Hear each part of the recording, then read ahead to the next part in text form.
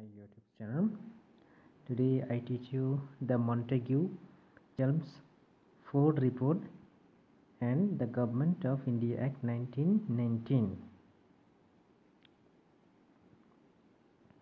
The Montagu-Chelmsford Report, which led to the enactment of the Government of India Act 1919.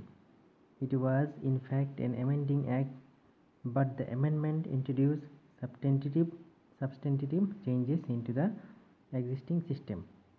The Murli-Minto reform failed to satisfy the aspiration of the nationalists in India, inasmuch as professedly the reforms did not aim at the establishment of a parliamentary system of government in the country and provide for the rehabilitation of the final decision on all questions in the hands of the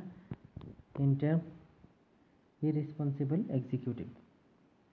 The Indian National Congress, which established 1985, was so long under the control of moderates, became more active during the First World War and started in campaign for self-government known as the Home Rule movement. In response to this popular demand, the British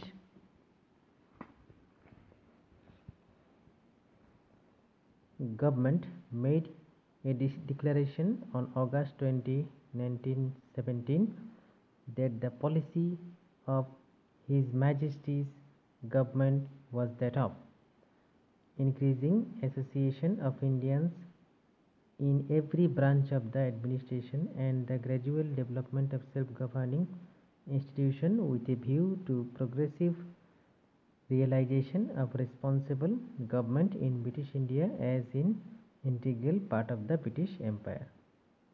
So thank you friends. In the next video I will discuss other important notes. Thank you.